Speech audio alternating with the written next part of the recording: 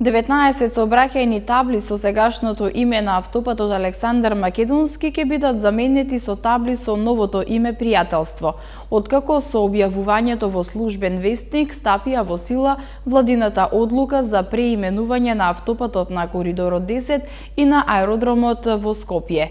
Од ТАВ Македонија, концесионерот на македонските аеродроми, се уште нема конкретни информации за преименувањето на аеродромот, што ќе го носи името Меѓународен аеродром Скопје, но, како што изјавија неодамна, го следат развојот на настаните и ќе постапат согласно инструкциите на владата. Со ова вест ги започнуваме урбаните вести, во продолжение следуваат насловите за денеска.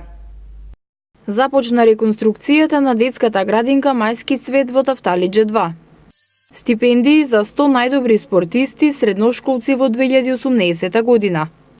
Во општина Ѓорче Петров се одржа хуманитарна забава. Бесплатен паркинг во катната гаража кај Беко поради кастрење гранки. Филмскиот циклус Уредник со причина ќе го почне Владко Стефановски.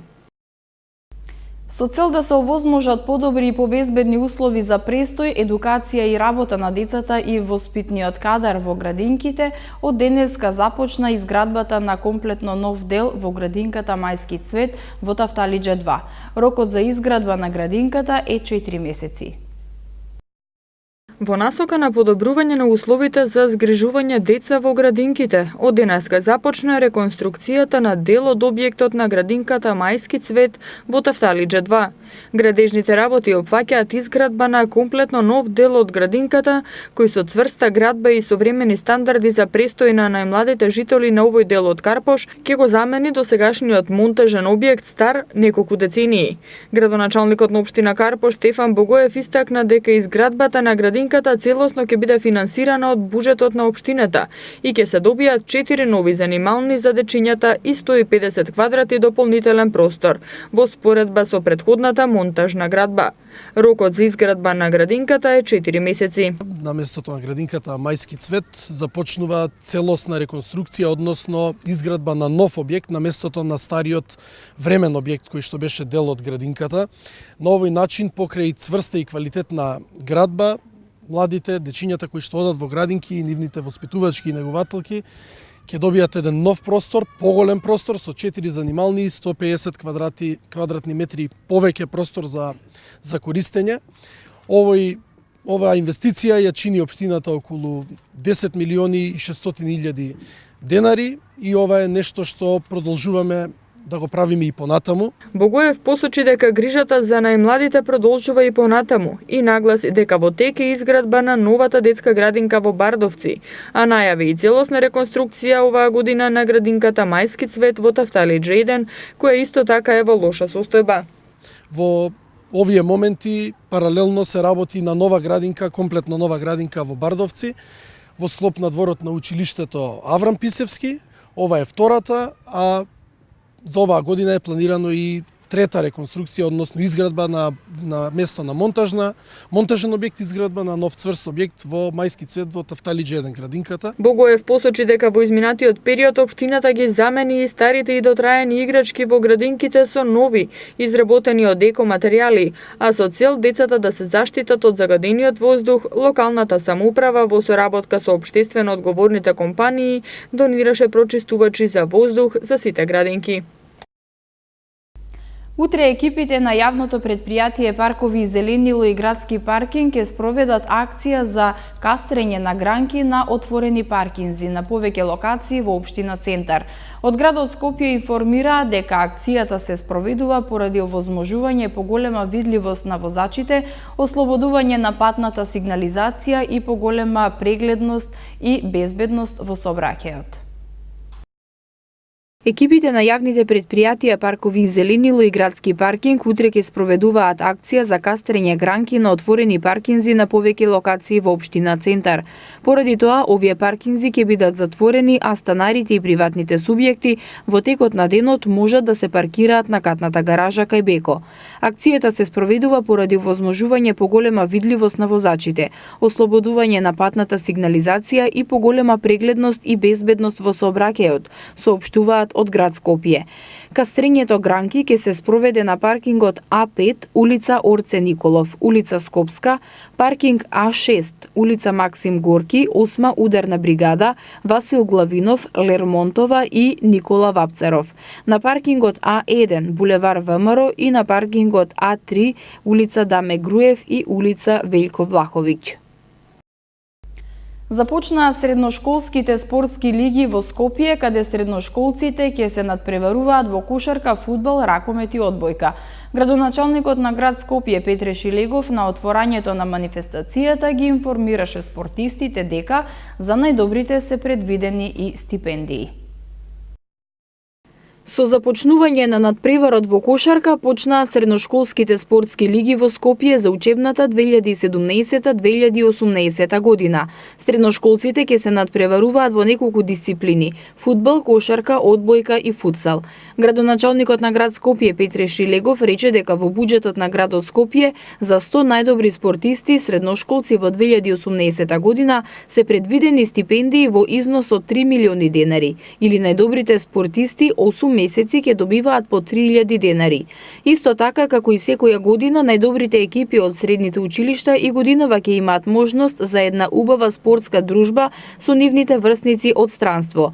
По успешните гостувања во Истанбул, Ниш, Загреб, Љубљана, Софија и Белград, градот Скопје годинава обезбеди патување во еден од европските збратимени градови за најдобрите средношколски екипи во мал фудбал, одбојка, ракомет и кошарка, во женска и во машка конкуренција. Шилегов нагласи дека оваа манифестација е една од позначајните во која вложуваат и за годинава буџетот на град Скопје е зголемен за 400.000 денари.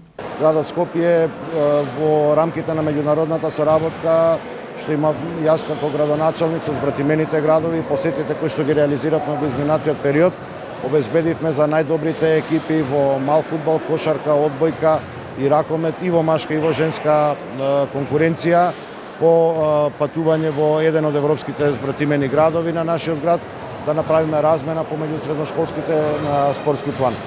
Вложувањето во спортот, вложувањето во надпреварувачкиот дух на младите и здравиот живот е еден од приоритетите на оваа градска администрација. Токму заради тоа и ги предвидуваме сите овие награди и стипендии за нашите средношколци. Градоначалникот Шилегов посочи дека летово во средните училишта ќе има реновирање, а ќе се опфатат и дел од спортските сали кои досега не биле реновирани. Тој додаде дека радува фактот што владее спортскиот дух меѓу младите и упати апел до сите нив да спортуваат, да се надпреваруваат и да постигнуваат успеси. За организацијата на средноучилишниот спорт во Скопје, градот годинава од својот буџет одвои 2,3 милиони денари. Граѓаните од денеска можат да ги користат услугите на првиот инфоцентар на ЕВА на Македонија во градскиот трговски центар во Скопје, каде може да се информираат за сите услуги на компанијата.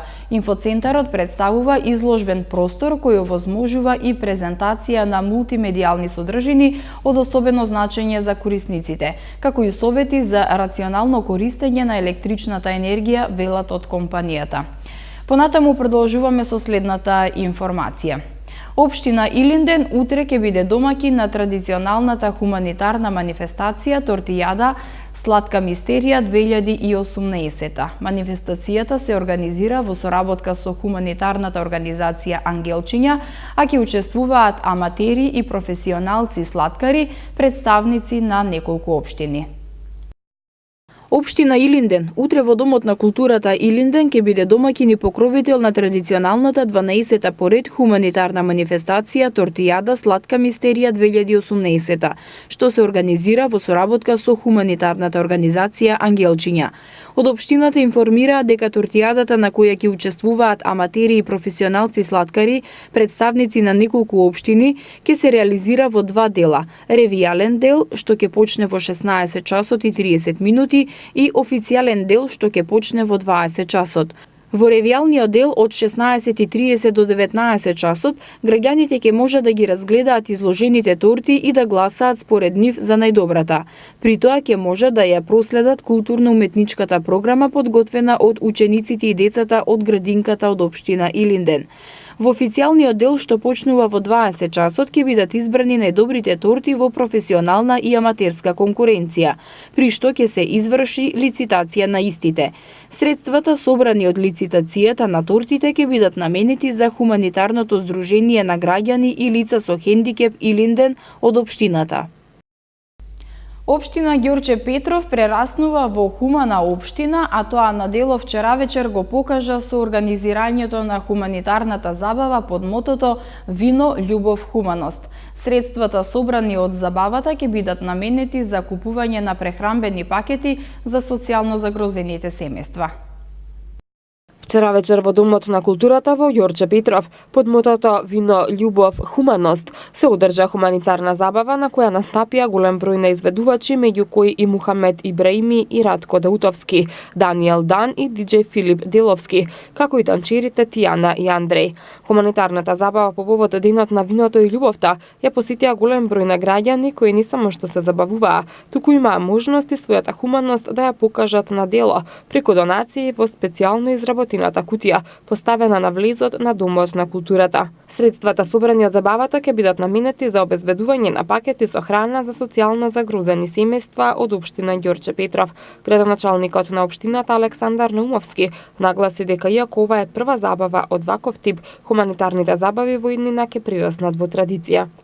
Убав е моментот каде што денешниот православен празник Свети Трифун ќе го споиме со тој празник кој што не многу е популарен, меѓутоа е ден на љубовта, односно Свети Валентајн, да го дигнеме нивото во Ѓорче Петров, да покажеме еден хуман гест, односно преку забава, преку дружба на нашите ѓорчевци, преку наши музички групи, танчарски двојки, средствата кои што во оваа хуманитарна акција, преку овој хуманитарен хепенинг, ќе ги намениме за социјални загрозени семејства, кои што навистина очекуваат несебична помош од нас.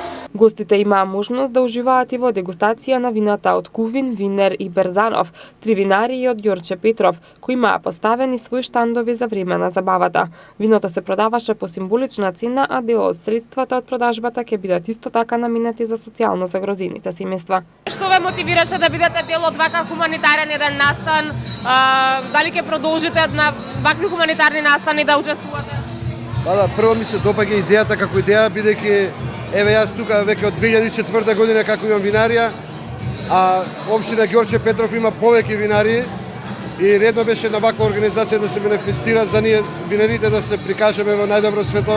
Дали прв пат учествувате на ваков еден хуманитарен настан и што ве мотивираше? Па, ние повеќе пати кога учествуваме на хуманитарни мотивација да помогнеме на некој што нема со парична донација, тоа е тоа. Да, на оваква хуманитарна организација прв пат. Така, што ве мотивираше? Па, не мотивираше затоа што Ѓорче Петров има толку мала насаба, има три винарии и по покана на градоначалникот излеговме да учествуваме на оваква хуманитарен настан. Така, дали поиднина ќе продолжите да? Сигурно, 100%. 96 години од своето работење годинава одбележува Стопанската комора на Македонија. Како што информираат од комората, тие и понатаму ќе продолжат да бидат главниот поддржувач во напорите за натамошен раст и развој на бизнисот, со кој успешно ќе ја дочека и ќе ја прослави 100 годишнината од коморското постоење и дејствување. Стопанската комора на Македонија годинава одбележува 96 години од коморското дејствување во Македонија, со над 11.000 представници на фирми, учесници на коморските настани, над 17.000 издадени документи, преку 200 бизнис настани, над 90 едукативни настани, 86 електронски публикации и 44 пресконференции на годишно ниво. Оваа комора представува репрезент на интересите на деловната локалната заедница. Како и досега, Стопанската комора на Македонија и во иднина ќе биде главниот поддржувач во напорите за натамошен раст и развој на бизнисот, со кој успешно ќе ја дочека и ќе ја прослави 100 годишнината од коморското постоење и дејствување, раководејќи се од слоганот "Со членството моќни, во визиите истрајни", велат од Стопанската комора на Македонија. Овој месец во Кинотека на Македонија ќе се воведе филмскиот циклус наречен Уредник со причина, во кој ќе бидат прикажани филмови избрани од некоја јавна личност. Како прв уредник на филмови по личен избор ќе биде Владко Стефановски. Кинотека на Македонија овој месец ќе го воведе филмскиот циклус Уредник со причина, во кој ќе бидат прикажани филмови избрани од некоја јавна личност. Прв уредник на филмови по личен избор ќе биде Владко Стефановски. Програмата ќе представува филмска селекција која го потенцира персоналниот аспект на доживувањето на едно филмско дело и секој месец една јавна личност ќе има можност и слобода да биде филмски уредник, соопшти Кинотека. По избор на Стефановски на 26 февруари ќе биде прикажан Парис, Тексас на Вим Вендерс. На 27 февруари македонскиот Мирно лето на Димитрije Османли и на 28 февруари Големата убавина на режисерот Паоло Сорентино. По проекцијата на Големата убавина, Владко Стефановски ќе се дружи со публиката со која ќе разговара за филмовите од програмата. Регионалниот центар за управување со кризи информира дека утре без електрична енергија ќе остана делови од општините Карпош и Газибаба. Како што информираат од центарот, прекините се поради технички зафати. Жителите од општина Карпош, лоцирани на булеварот Партизански одреди, зграда број 72А, утре ќе останат без електрична енергија. Без снабдување со струја, утре ќе бидат и дел од жителите од улиците Маџари, Жегляне, Сречко Пужалка, Јужноморавски бригади и Фуштанска, како и околината на основното училиште Крсте Мисирков во општина Газибаба. Како што информира регионалниот центар за управување со кризи на град Скопје, прекините се поради закажани технички зафати во електродистрибутивната мрежа. Утре и за време на викендот времето ќе биде стабилно и суво со ниски утрински температури, а дневните ќе бидат во пораст, особено во сабота. Во недела кон крајот на денот ќе има зголемување на облачноста, а нови врнежи се очекуваат на почетокот од наредната недела. Следува временската прогноза на МТМ.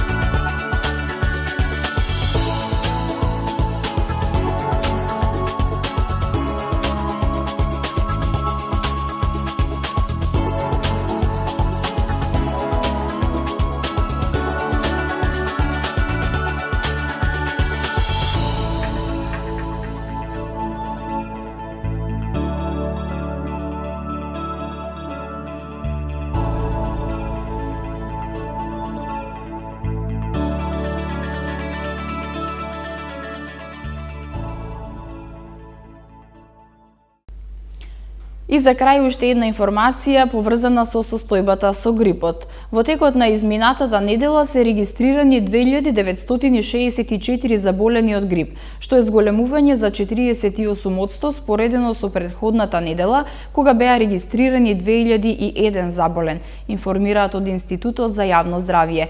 Најголем број заболени се пријавени во најголемата возрастна група од 15 до 64 години, а кај децата на возраст од 5 до 14 години има 327 случаи на 100.000 жители. Со ова вест ги завршуваме урбаните вести. Ви благодарам на вниманието, останете понатаму со програмата на МТМ. Повеќе информации можете да добиете на mtm.mk. Довидување.